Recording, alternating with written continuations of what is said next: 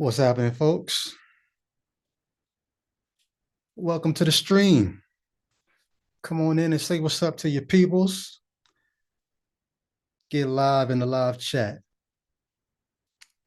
I'm about to go in there right now.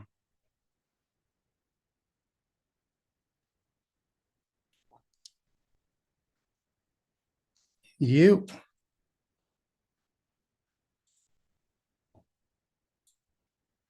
I don't even know who's available in the middle of the day because this is not my typical time to be on. But as you can see,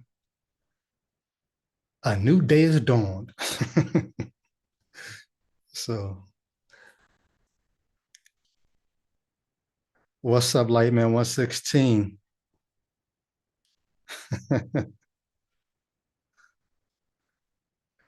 Really? A whole sermon about it, huh? Yeah. I decided I was going to pop on here because I got in my phone. I've downloaded so many videos of stuff I just wanted to address or just talk about one day, and I got an alert this morning saying I'm running out of space on my phone. So I decided I better go on here and start talking about some of this stuff just so I can erase some of these videos. And the first one, it wasn't about tithing. It was about a Christian using his faith sort of as a like it was a money grab in a way. Um, and that just got me thinking about a whole lot that ties into what's happening right now politically. And so I said, let me just jump on here and see if we can address some of this stuff. So, what's up, folks? Come on into the chat, say hey,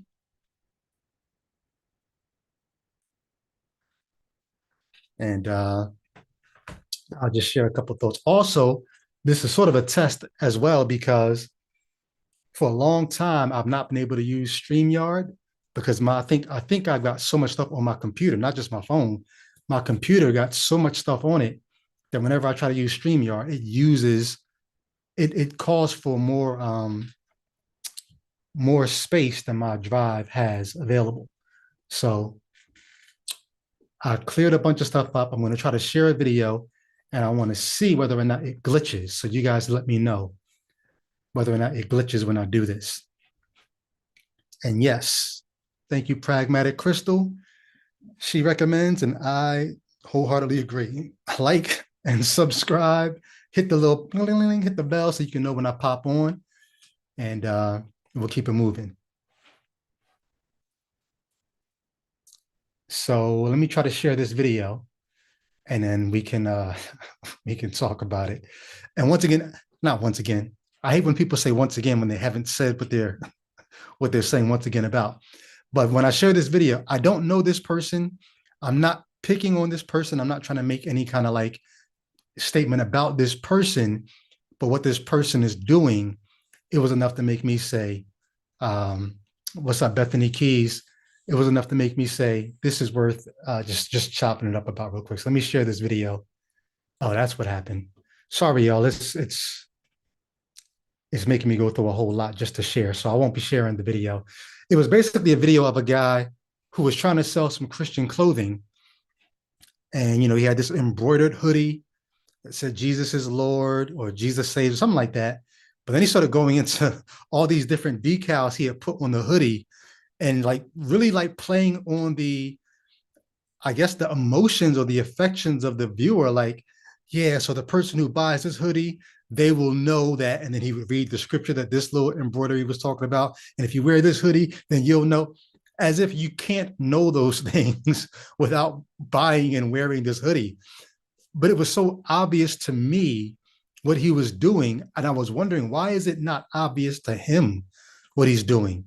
It made me think about there was a time I was dating a girl from the UK and she came over to the States to visit. And while she was here, we were watching TV and a commercial came on. This is like back in 2012, maybe 13. A commercial came on and she starts cracking up. And I'm like, that's not supposed to be funny. What's so funny? And when she finally, like her stomach was hurting, she was laughing so hard. When she finally stopped laughing, she said to me, um,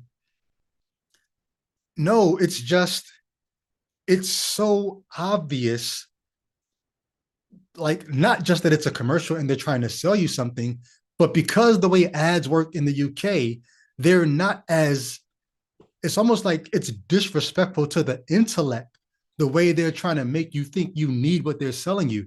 And she couldn't believe that anybody would like, she was like, why do y'all tolerate these kind of ads? It's so clear that they're playing on your sympathies.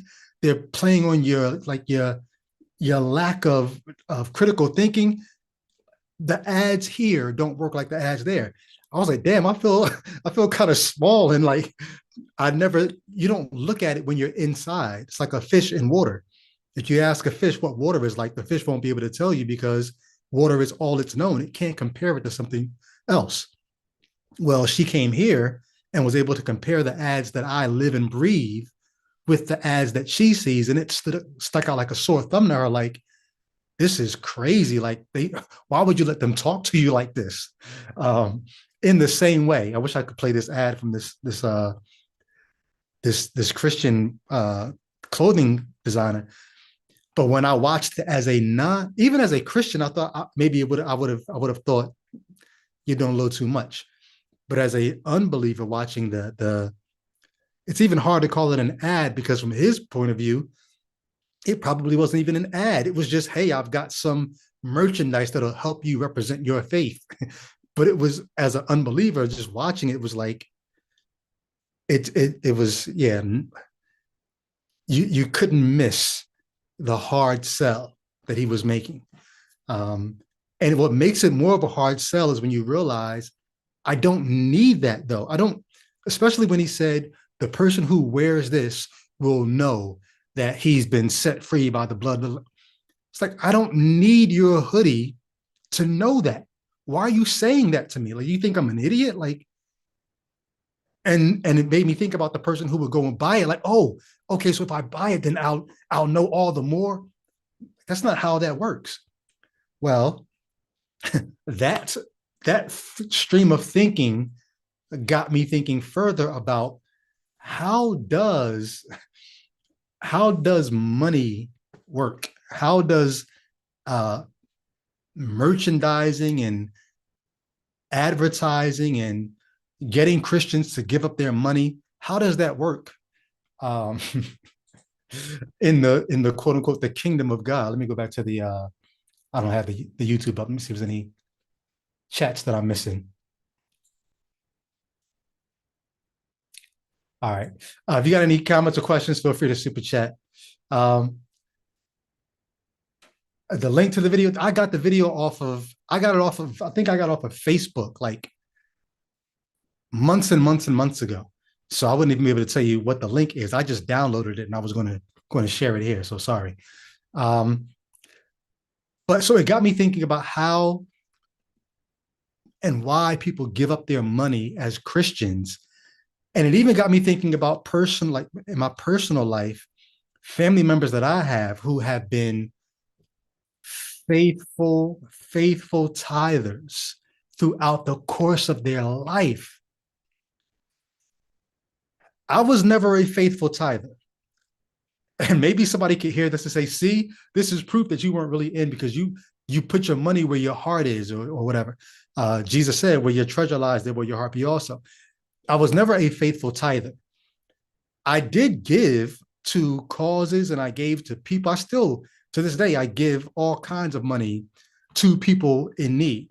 But as a Christian, I did it because I thought this was, I'm going to be God's hands and feet. I'm going to help God bless people or whatever. I never gave to get. And I never liked the idea of the tithe. I'll never forget one of the guys in my Christian rap group. I won't say which one. If you know them, you can go ask them, hey, was this you? But one of them used to tell a story about how tithing began to make sense to him. And this story actually, unbeknownst to him, I never said this to him, this story confirmed the suspicion that I had. Like, this is some bullshit. But he too used to like, I don't think he had a problem with tithing in principle. He had a problem with tithing just in the sense of I'm giving up parts of my income. But he says he was at a church that we used to frequent. So it wasn't like it was a bugged out church. It wasn't even a prosperity gospel church. It was a church that we would have thought they're on point. Um, but he was at church one day, and the pastor was doing a series on either giving or tithing. But in this particular Sunday, the pastor was talking about tithing. And he says, so as the sermon gets underway, the pastor comes out and he lines up 10 pairs of designer shoes. And in the Black church culture that church was a part of, you're used to seeing your pastor. I mean, he's coming out looking slick on a Sunday morning, and he's probably got a nice watch. He's probably got, a nice designer tie, a good fitting suit, and some designer shoes. Well, the pastor came and he lined up 10 pairs of designer shoes. And I guess, I don't know if that was supposed to be impressive or whatever it was. But then basically he says, out of these 10 pairs of shoes, all God is asking for is this one pair, 1/10. If I give God this one pair of shoes, I still have these 9. And then my friend, the guy who was in the rap group with me, he heard this, and that's when it clicked for him to make him say, like, oh, just one pair, I still get these 9. And for him, that made him become a regular either tither or giver or something. And I just remember hearing that, and I was like, I don't know. I don't know what I thought other than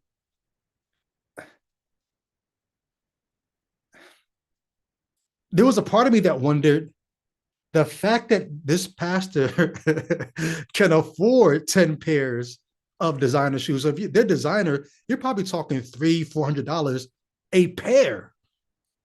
And you're probably not even bringing out your whole shoe collection. These are just 10 of the designer shoes that you have. But the reason why you can afford to spend $4,000 on part of your shoe collection is because the masses of people in this crowd, they probably can't even afford one pair of these shoes. You've got 10 pair, and then you're going to give back a little something to God. Like, I don't know, there was something about it that just made me say,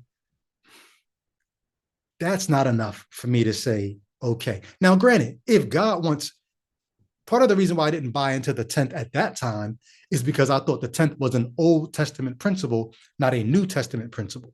So I was more on the giving charitably, giving as a joyful giver, as opposed to the tithe. That was my main reason. But I also thought that was a little weird to bring out these designer shoes just to tell people, hey, God only wants this one pair. Well, that's not even the point. The point is, I've got family members who've been giving faithfully for years. So much so that one of them is now getting ready to retire.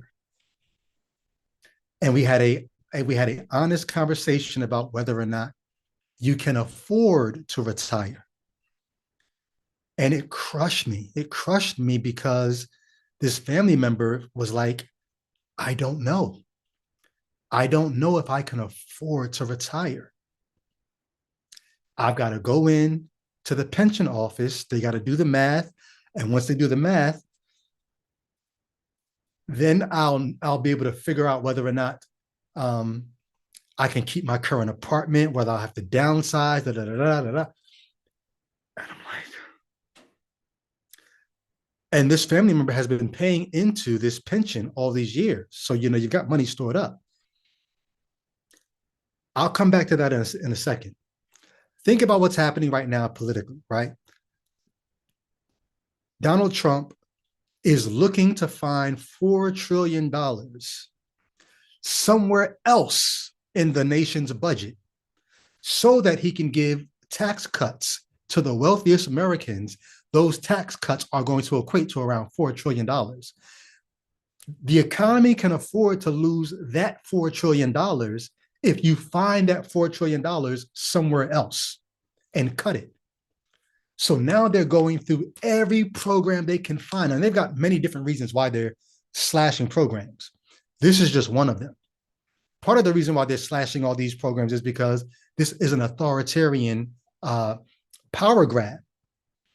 But another reason is I can give a tax cut to the wealthy if I cut $4 trillion from somewhere else.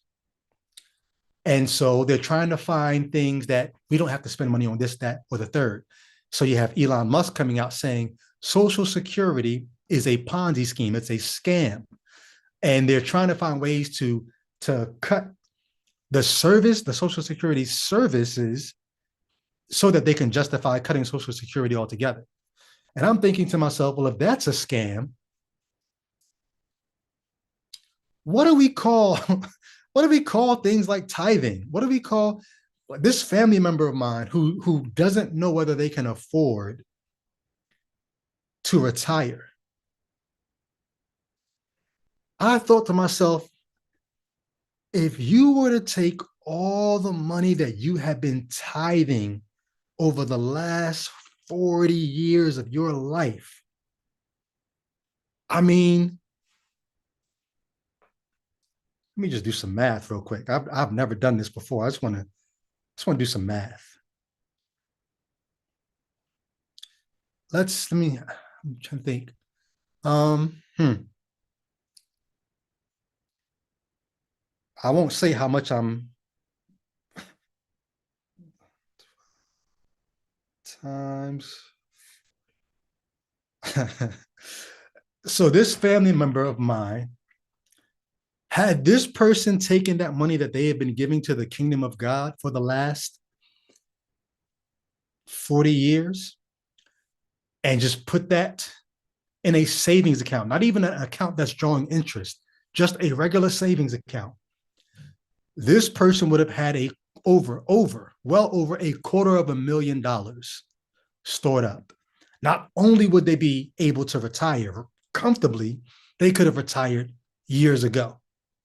But now let's just say you don't put it in a savings account.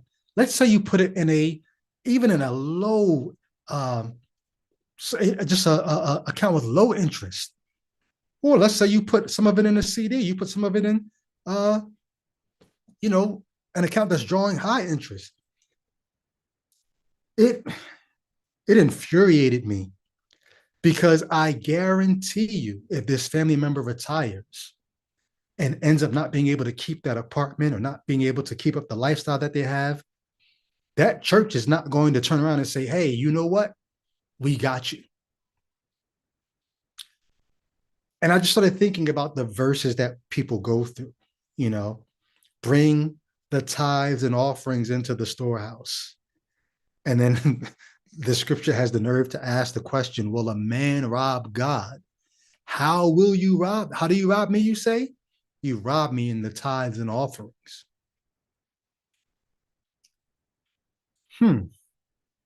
Okay.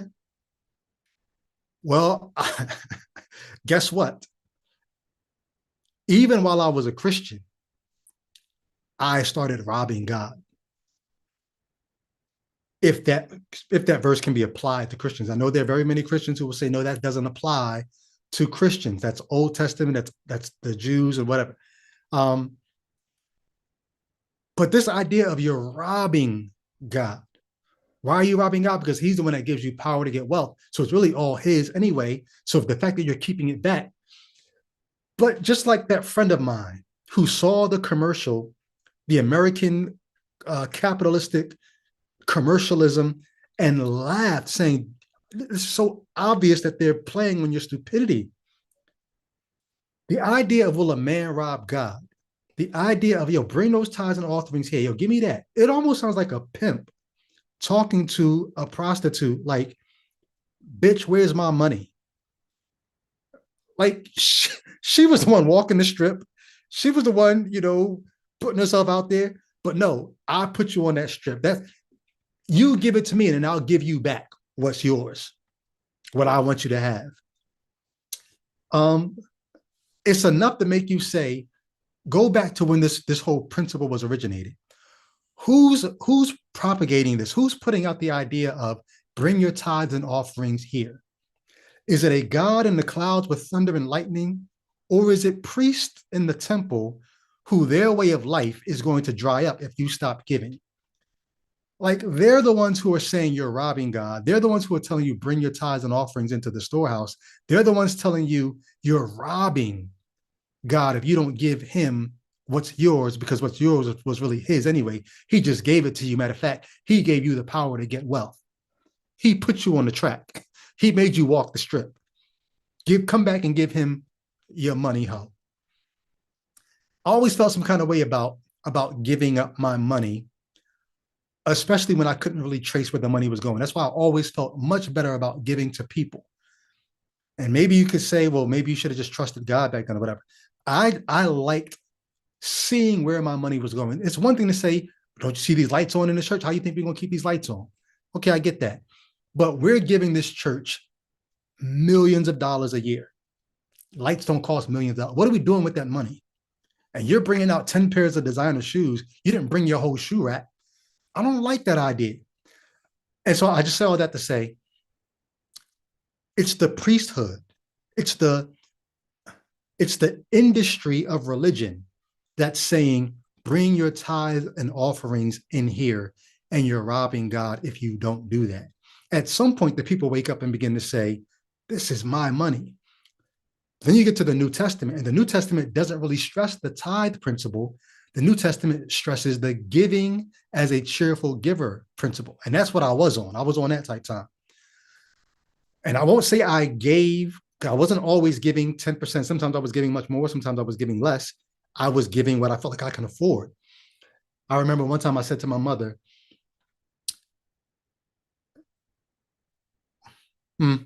yeah, I won't say what I said because probably not a good thing. I often challenge people, if you're giving all these funds to the church, don't you think that if you had debt, if you had these other obligations, if you had a life that you're trying to provide for yourself, like why isn't God on the hook? What does he say in the Old Testament, right? Um, Try me, like give me those tithes and offerings and see if I won't pour you out a blessing that you don't have room to receive. That is a very charlatan type thing to say. I'm going to give me your money and watch me give you back more. Why do I need to give you my money for you to give me back more? If you want to give me more, why don't you just give me more? Like it's almost like those scams where the guy says, "Hey, let me do a trick. Give me your $20 and I'll turn that 20 into 50 for you." You're like, wait, what? No, give me your 20. Watch me turn it into 50 for you. If you could just turn 20 into 50, won't you just take out one of your 20s and turn it into 50 and give me the excess of that? Give me the profit from that. Why you need one of my 20s to do that? Chances are you're going to pocket my 20 and give me back, whatever you're going to give me back is not going to be worth what I'm giving you. I guarantee it's either going to be counterfeit money. You're pulling some kind of scam if you need my money to get it going. Bring all the tithes and offerings into the storehouse. Test me. See if I don't pour out a blessing that you don't have room to receive. Why do you need my offering to do that for me? If you want to do something for me, just do it for me. Well, I'm testing your sincerity. I want to see whether or not that's the principle you find in the New Testament in Corinthians. I think it's Second Corinthians, where Paul starts talking about, hey, this church gave so that you could be okay. Now, this other church is hurting. I want to see what you'll give. I just want to test the sincerity of your heart. Why does God need me to give to help those people there? He's testing my sincerity. It's a sure mark of a charlatan when you make somebody think you're doing more for them than they're doing for you. Paul runs it like, hey, I'm just trying to give you a chance. Like, I don't need your money. I'm just giving you a chance to bless them because, hey, God can do it however he wants. But I'm going to let you get in on this by giving up your money. I'm going to hook you up by giving you a chance to come up off that bread of yours. I'm doing you a favor. That's sort of the same scam that is happening in the right wing of American politics right now. where people are making you think they're doing you a favor. Just give me a little more power so that I can do you a favor. That's when Trump starts talking. This is not an attack on me. They're by attacking me, they're attacking you. It was our victory. They robbed us of the election. No, it's him. Everything he's saying is for him, but he sells it to you as if it's for you. I'm giving you a chance to get in on a blessing. How? Just give me a little more power. Christians, oh, I love you, Christians. I'm not Christian, but I love you, Christians. Vote for me. Just do it this one last time. You won't have to do it again. 4 years, you won't have to do it again. Just give me a little more power, and it'll work out for you. Trust me, you're doing this for you, but to do it for you, you need to give me a little more power. You need to give me a little more money. You need to give me a little more access. You need to give me a little more leeway. Let me help out the wealthy class. Let me do what I'm going to do for us, and it's going to trickle back down to you. I think there's a case to be made. That the giving principle in the church, wouldn't it be a testimony to God's power if God were to provide for his church supernaturally, such that the pastor didn't need your giving? Like if God, what Hanukkah, right? Where they celebrate the oil in the lamps going out because the legend is that God kept the lights on. Well, wouldn't that be a testimony to the power of God if he were able to keep the lights on without you giving, without you having to support pastor, without you having to? No, he's doing you a favor. He could keep the lights on without you. He's giving you a chance to get in on the miracle that he's doing through your tithes and offerings. It's a miraculous the way God's keeping the lights on through the power of your work effort and your hard-earned money. So I started robbing God back when I was a Christian. At some point, it just dawned on me. Granted, my faith had already shaken. I had started the process, unbeknownst to me, of unbelieving because I was questioning everything. And I stopped giving. Not even I wasn't tithing, even my giving, I stopped that. I think I maybe between the years of 2016 and 2021, I think I maybe gave 3 times a year during that time period. And during those 3 times, I would give a lot to kind of make up for the months that I wasn't giving. But I was going months and months without giving because I was trying to see, like I said, I said this several times on the podcast before. I was testing God a lot between 2015 and 2021. Sometimes I was willfully sinning to see if God would strike me down. Sometimes it was just long periods of no prayer. Sometimes it was long periods of not giving financially because I wanted to see what happens if I don't give. And when I stopped giving, it was like not only did I have more money in my account because I wasn't giving so frequently, but more stuff was happening. I was getting more jobs in teaching opportunities and all kinds of different things. Where I was making more and more money. So it wasn't like give and it'll be given unto you, pressed down, shaken together. No, I stopped giving and my income level rose on top of the fact that my expenses shrunk because I wasn't giving to the church anymore. I say all that to say, if there's anybody who's on the verge of deconstruction, deconversion, and you're looking for ways just to test it out to see if I stop doing this, if I stop reading my Bible, if I stop going to church, if I stop giving and see what happens. I just want you to just realize, keep a little diary, a little notebook, a journal or whatever. Stop giving and see whether or not God sends the locust to eat up your wealth. or if the opposite happens. See if, and I'm not saying you're going to be tremendously blessed if you stop tithing.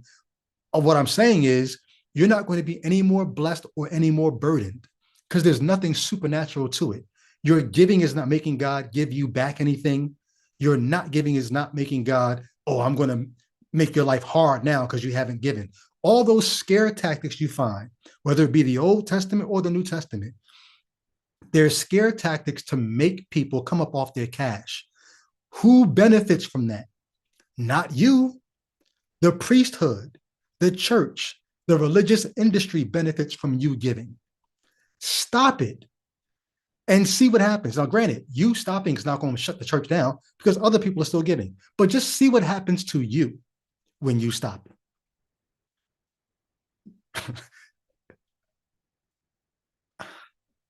I hesitate to say this because I don't want somebody to, like, life is going to life, right? So you might stop giving and you might lose your job. I'm not saying that there's any correlation does not equal causation. You might stop giving and get a raise. What you can't do is tie whatever happens to this spiritual principle. Test it and see. Scientifically, test it and see.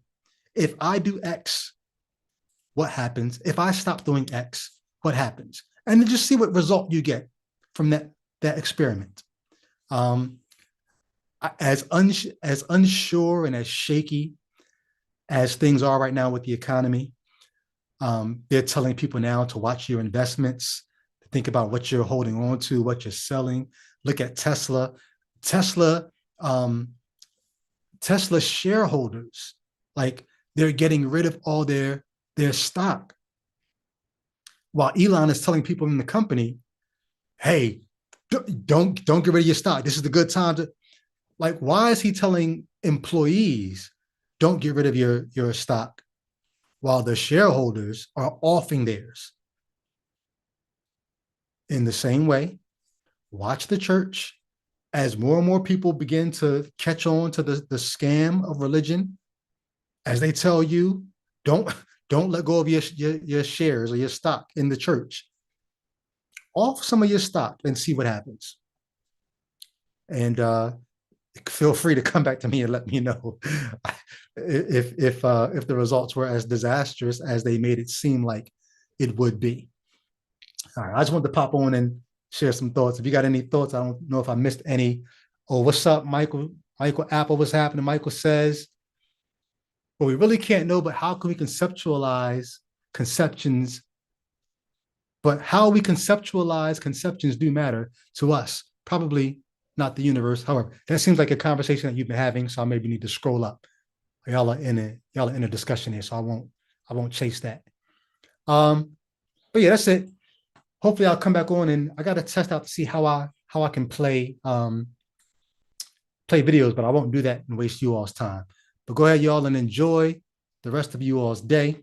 I'll get back with you in reason's name. Peace.